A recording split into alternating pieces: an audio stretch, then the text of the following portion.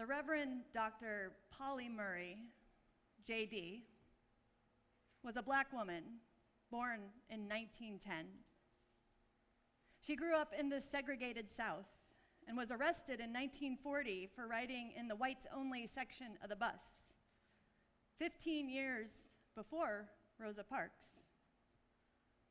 That experience led her to pursue a career in the law. She was the only woman in her class at Howard University Law School. This was in the early 1940s, mind you. And on the first day of class, one of her professors wondered out loud why any woman would want to go to law school. She graduated first in her class. But that didn't really mean anything to Harvard University, who wouldn't allow her to do her postgraduate work there because she was a woman. So she went to Cal Berkeley instead, and eventually another Ivy League school recognized her brilliance and brought her in. She received her doctorate from Yale. She went on to have a powerhouse career in fighting gender and racial discrimination. Her legal arguments informed the Brown versus Board of Education Supreme Court case that desegregated schools. She served on President Kennedy's Commission on the Status of Women. Her ideas helped to make sure that gender was a protected category in the Civil Rights Act of 1964. I could go on and on.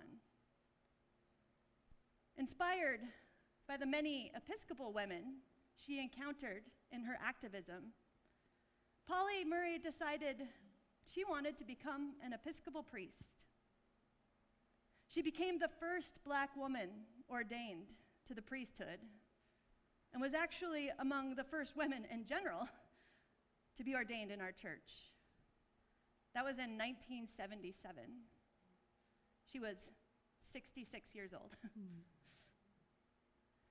Perhaps most subversive for her time, though, was that Polly Murray was, and I'm hesitant to use this word, but I'm going to say it, she was queer.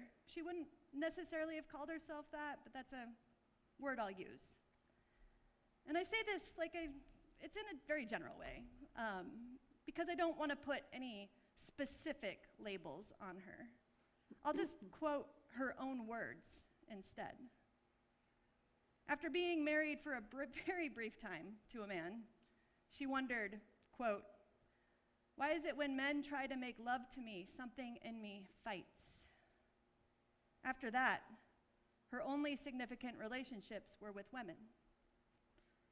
When Harvard rejected her on account of her gender, she wrote, "I would gladly change my sex to meet your requirements, but since the way to such change has not been revealed to me, I have no recourse but to appeal to you to change your minds."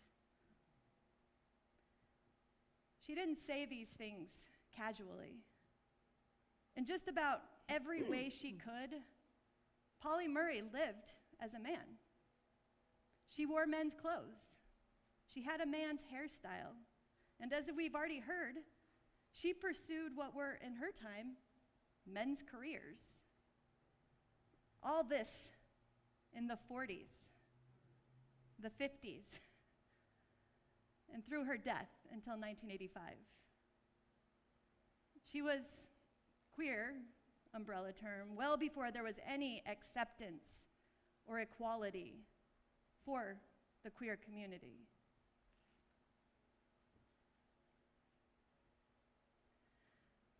Now, faith is the assurance of things hoped for, the conviction of things not seen. Polly Murray's life was a testimony to her faith in God. A successful working woman in a time when women were actively discouraged from working, let alone being successful.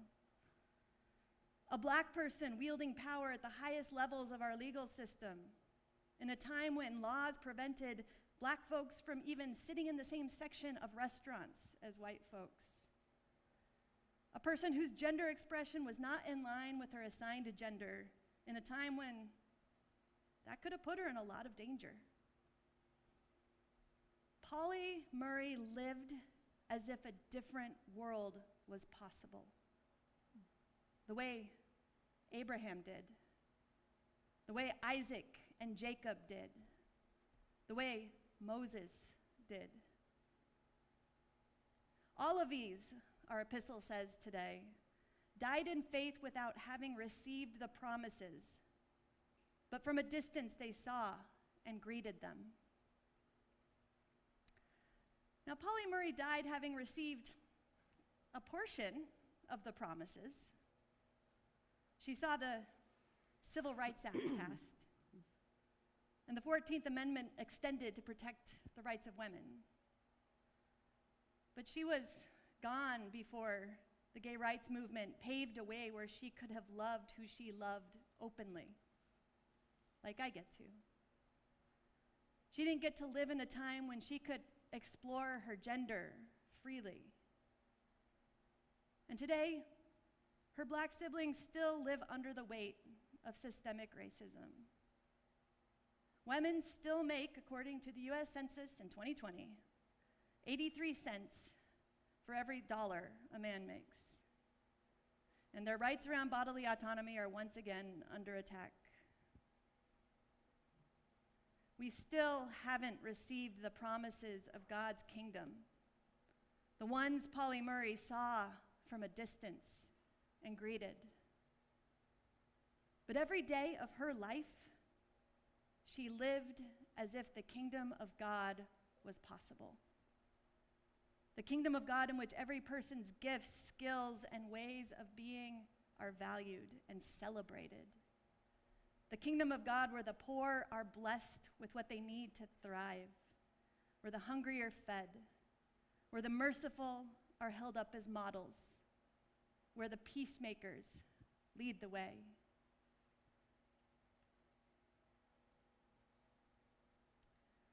In 2012, the Episcopal Church honored the Reverend Dr. Polly Murray, JD, with a feast day, which is on July 1st, so I'm a little late. But when I saw our epistle for today, I couldn't help but talk about her, because she exemplified our faith, the assurance of things hoped for, the conviction of things not seen.